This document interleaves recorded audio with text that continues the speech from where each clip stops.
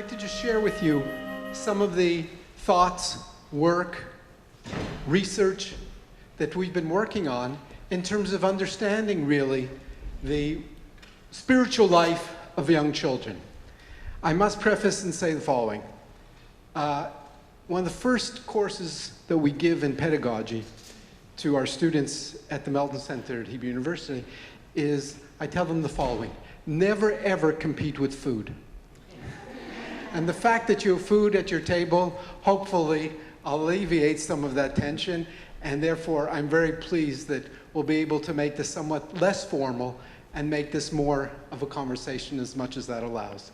So thank you very, very much to Hebrew College for this opportunity to really share with you some of the ideas about spirituality and really the connection between spirituality and Yetzirah, creation, because children's spirituality is all about creation, creative energy, creative ideas, and creative thoughts. And that's what I'd like to share with you this morning.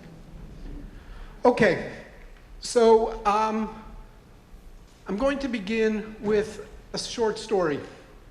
Story that began actually this past Passover, the Seder Pesach in our family.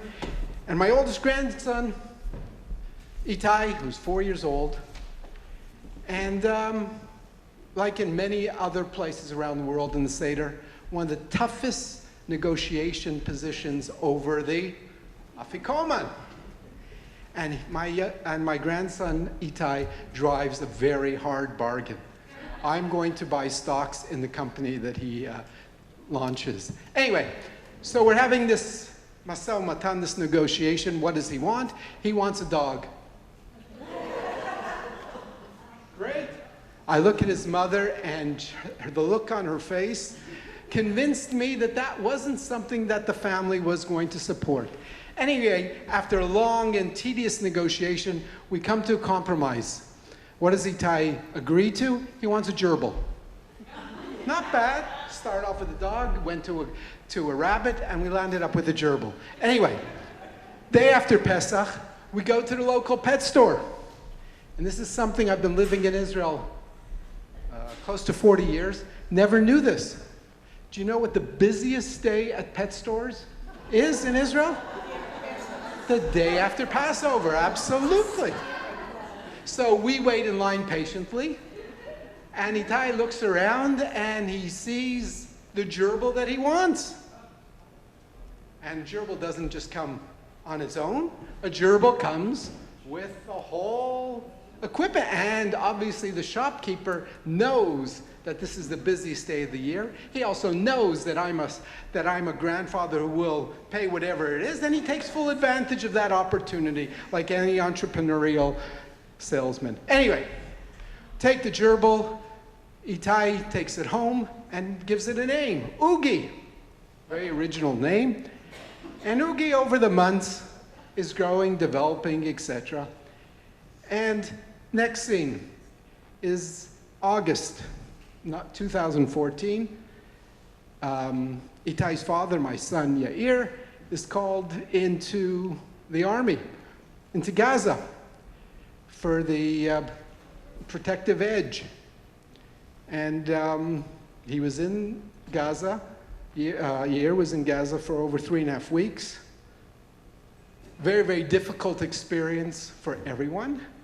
And I would say that Itai was especially difficult for him. Anyway, at the end of the war, my son and his family, they decide to take a short vacation. And Itai comes to his grandfather and he says, Sabi, I trust you. Bad assumption on Itai's. He says, I want you to take care of Oogie. So I said, what choice do I have? And he says, En lecha breira. You don't have a choice. This is it. So we take over care for Oogie. And as you can well imagine, by Murphy's Law, yes, the dreadful day comes. They're away on vacation. Friday afternoon, they're calling to say Shabbat Shalom. And first one on the phone is Itai. Sabi, so how's Oogie? I stammer, I stutter, and I say, well, what do you really mean? He said, how is Oogie? So somehow I break the news to Itai that Oogie has been taken away from us and has gone somewhere else to heaven. Total silence. Then Itai asks me the following. Sabi, how come Oogie died? So I start going on. Oh, he was old. Itai says, no, Sabi, we bought him, if you remember, in Pesach, and then he was young. I start stammering, and then he says, Sabi, I know how Oogie died. I said, how did Oogie die? He said he was hit by a missile. Then he says to me, and I'm speechless, obviously. Then he says to me, why did Oogie die? I said, Itai, I wish I was able to answer you, but I don't know the answer. He says, Sabi, thank you. When I come back from vacation, we'll buy another gerbil? I said, yes. Now, I tell that story for a number of reasons. One is anybody who assumes that children are not affected in a very deep and personal way by external events, you people know this as well as I do. That's not the case. Two, I share this story with you because for me, it reflects how a child makes sense of things that we don't understand in the spiritual realm. And you see how Itai moves in terms of his thinking about these theological, spiritual questions that we don't really have definite answers to. But we also see, and this perhaps for me is very important as an educator, that children can and are prepared to accept an answer of, I don't know.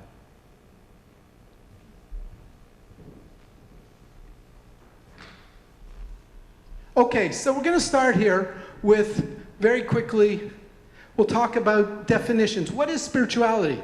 So the research is really quite diverse in terms of different definitions, but you cannot get a very clear-cut definition.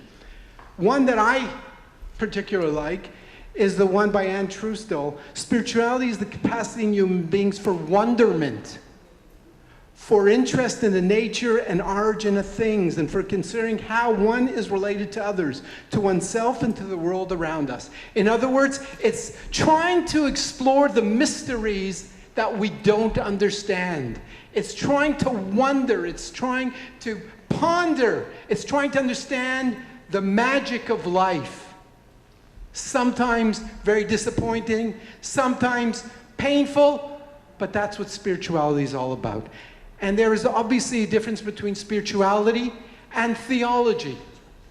Theology is related to religion. I'm going to use the term of spirituality beyond just the religious, because I believe that for our children, for our parents, and for our teachers, spirituality is a more inclusive type of term.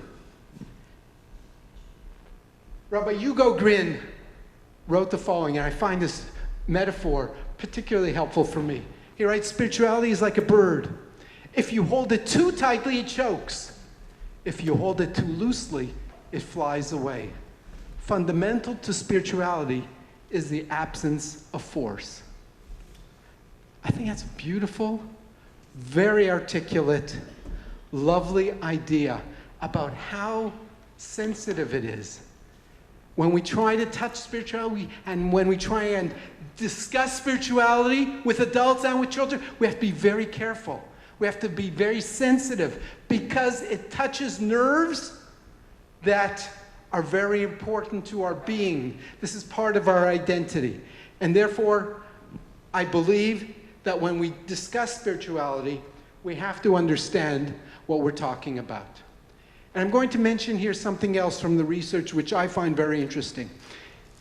Robert Coles wrote this very important book, The Spiritual Life of Children. He wrote this in the 90s. And Coles there really focuses on the question of what does God look like? What does God say?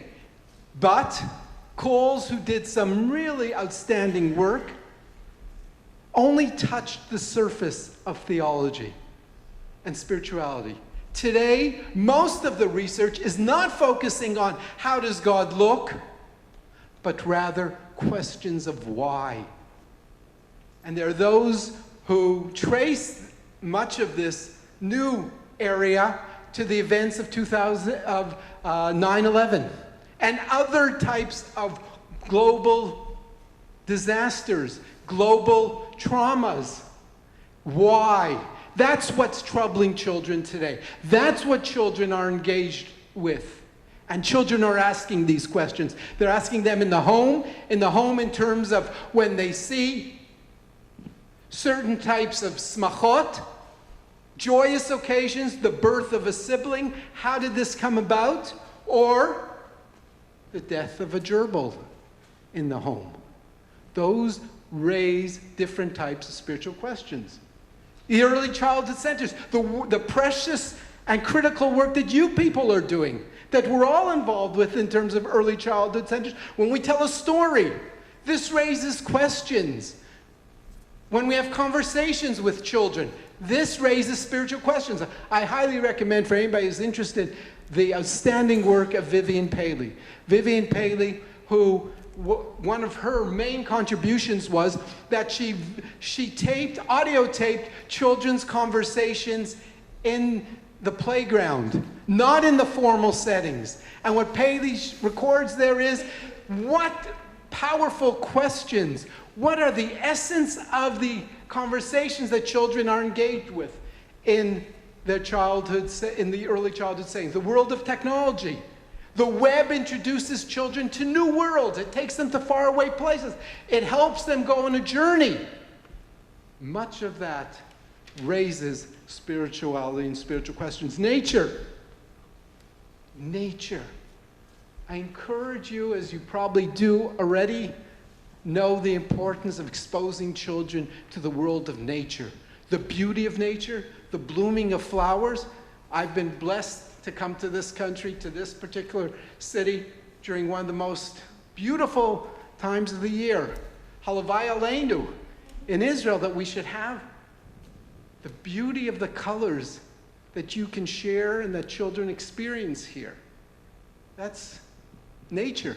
But there's also nature that children see where there are natural disasters. Those also raise spiritual questions, etc., etc.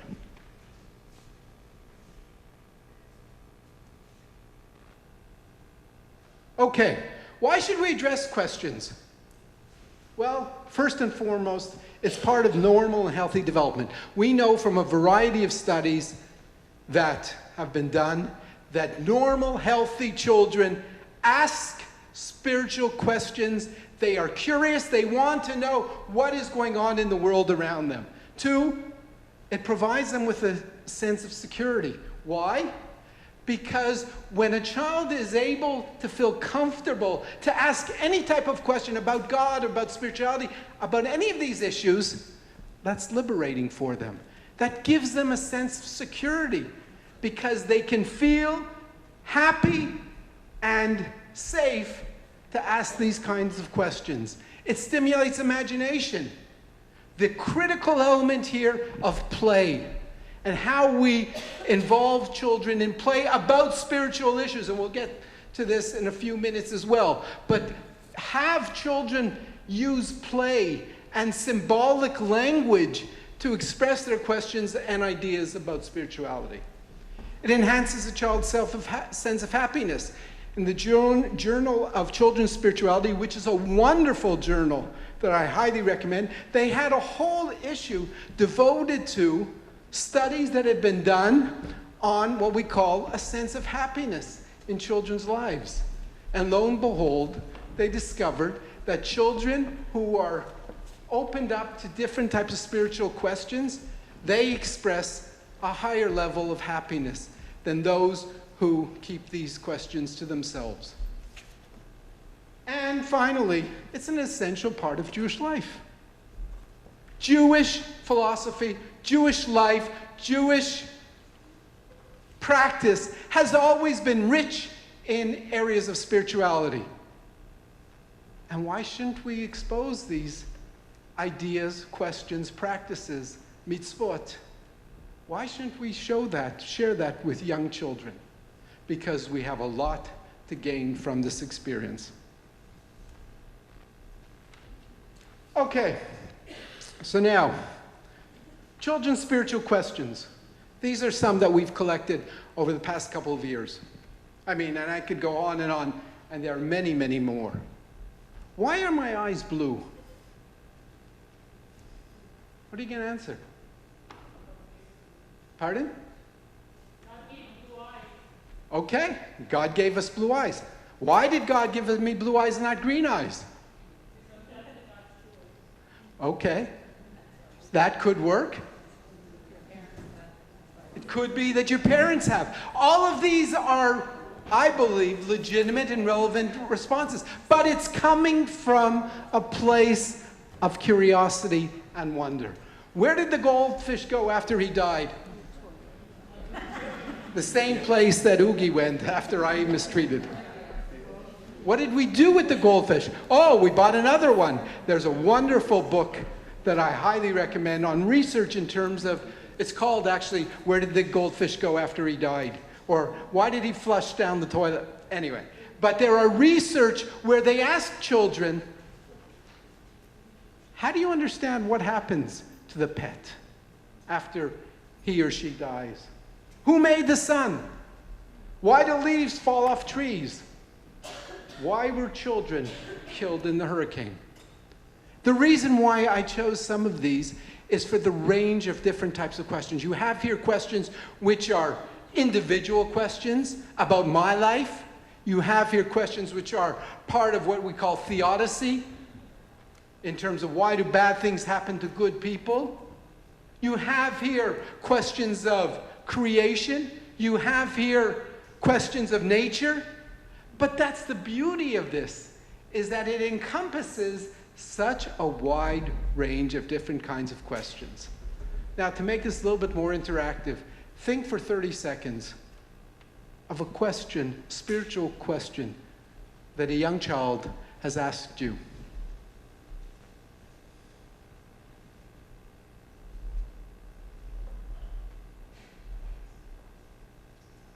Anybody prepared to, please?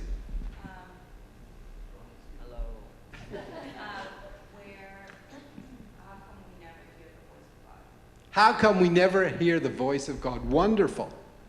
Yes? How does Eliyahu Hanavi visit every family on Pesach? Excellent.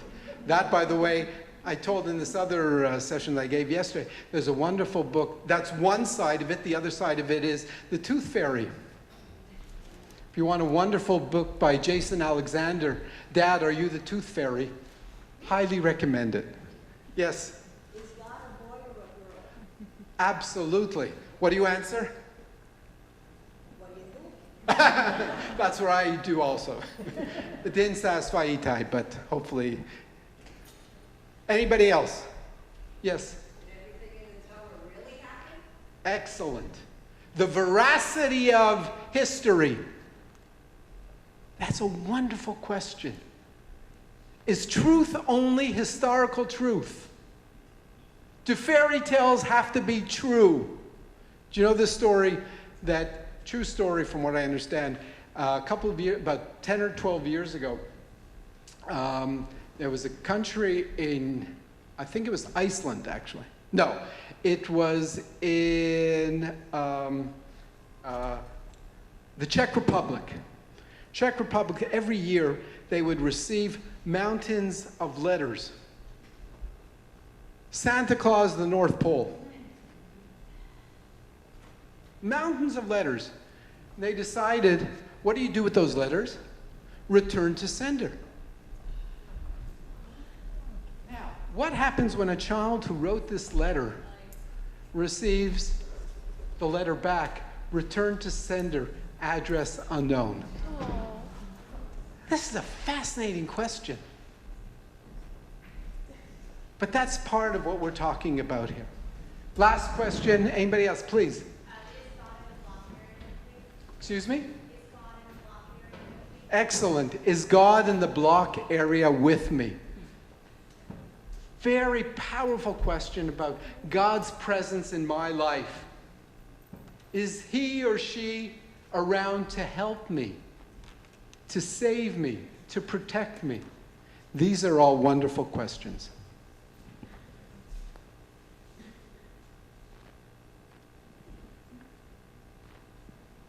Okay. Now, we're going to go through 2 more slides, and then we'll leave some time for questions and comments. What I like to say is the following. I'm going to have 2 slides now of what I think are very practical, hopefully relevant points for you to consider. One is, how do we talk to children about spiritual questions? One, we listen to children. And here I learned from my great teacher, Professor Garrett Matthews, who's one of the founders of Philosophy for Children. Matthews taught us that when you listen to children, listen carefully. Ask questions in order to make certain that you understand what the child is saying, what she or he is saying. Make sure. Robert Coles has taught us something critical. Coles taught us that when he did his research in terms of children of crisis, one of the things that Coles said in his preface is that he interviewed the same children 3, 4, and 5 times each. You know why? Not because Coles wasn't smart, but Robert Coles says that in order to understand the language, the symbols, the ideas that children are using, you need to question them, you need to repeat your questions, not because it's the child's problem. It's the adult's problem many times that we don't understand what the child is saying. So when you speak to children about theology and spirituality, listen carefully. Encourage them to ask wandering questions that just pop into their head. Create an ambiance in your centers that really promote and invite children to think about any question that troubles them, and encourage them to surface, encourage them to ask, encourage them to draw pictures if they would like, for them to build projects, but encourage them to think about these wandering questions and not to be locked into factual ideas, because that's the beauty of young childhood, the beauty of what Kieran Egan calls the magic of imagination that so often is stifled through childhood. Engage in authentic dialogue, respect them, etc. And finally, the legitimacy of not having final answers. One of the greatest Jewish pedagogues in history was a man called Rashi. Rashi, the great biblical commentator. Outstanding, brilliant mind. And 4 times in the Torah, he says the following. He says 4 words in Hebrew. I'll say them in Hebrew and then I'll translate. Eneni yodea ma melamdenu. Rashi says 4 times in the Torah. He says, I don't know what this verse is teaching us. Now, one of the obvious questions is, Rashi does not comment on every verse. Rashi certainly does not comment on every word. So why didn't he just skip that? But rather, I think that Rashi is teaching us a critical lesson. And that is, sometimes the questions are more powerful than the responses. And never fear saying, I don't know. I don't know what this teaches us. That does not absolve me for continuing to think and to ponder, but I know that there's a question here, which I don't have a final answer. It's something difficult for adults. But from our experience with children, they understand it and they respect it. And finally, I'd like to give you some ideas about how you can incorporate spirituality and theology into your work. And here I borrow a term called everyday spirituality. Everyday spirituality it was written about extensively by Michael Fishbane, theologian at University of Chicago. And Fishbane says that among the most powerful theological questions are those that come up from your everyday life, your everyday experience. Stories. There are wonderful stories available on spirituality. Some of my favorites are the following. I don't know if you're familiar with Mr. God, This Is Anna. Classic story by Finn. Another one is The Perfect Storm. There are many wonderful. There's one which, if you're familiar with the PJ Library story, this I use oftentimes. Bagels for Benny. Anybody ever use that? Wonderful story about a child who attempts to find his own way of thanking God and the frustrations that he encounters. But ultimately, he does it in his own way. Walks in nature. Take children out for a walk. Take them out to the places that that takes them out of the buildings. Maimonides has this wonderful statement. He says, do you want to know how to love God? Hitbonen bateva. Focus on nature. One of the things that we've learned in terms of children today is the difficulty of teaching them to stare, to focus, because the world of technology, with all of its wonderful benefits, doesn't allow you to stare, doesn't allow you as easily to focus. Take a child out and let them look at a flower, the beauty of a flower, of animals, etc. Take them out. Help them explore. Dramatic play. This is something that I learned took place at the Tufts University Lab School, which is interesting on its own. They did a whole project, what they called Beliefs Program. And it came out of work that the early childhood people there had been doing with the children. They'd been reading stories. And the whole question of what is heaven came up. What is heaven? And children were deeply engaged in what heaven is. And this is not a Jewish thing and not a religious setting. But yet this was a topic that grabbed the attention of these young children. And what they decided to do was they gave them the ideas of documentation from Reggio Emilia. And they told children, go out, interview people, interview your parents, interview clergy, interview your priest, interview your rabbi, speak to your friends, speak to your family, and produce something. Produce something physical, document it. And then what they did was they created a certain space in the Early Childhood Center upstairs, which was called Heaven, My Heaven, Our Heaven. A space where children could feel like they were in heaven. And it's reported there in this wonderful article about how powerful an experience it was. It allowed children to enter into a world that they were curious about, but they had never been provided with the tools or the ability to enter. And finally, ritual. Many places around the world, I was last week in school, an Jewish early childhood center in Johannesburg, and you walk in on a Friday morning or a Thursday morning, and you smell challah making. Wonderful. It's a ritual. That's one. The ritual of baking challah and having a whole ceremony is an outstanding opportunity. But I'd like to go further. I'd like to share with you an experiment that I started in a school that I'm working with, where every Monday morning opens with a Havdalah ceremony, Havdalah ritual.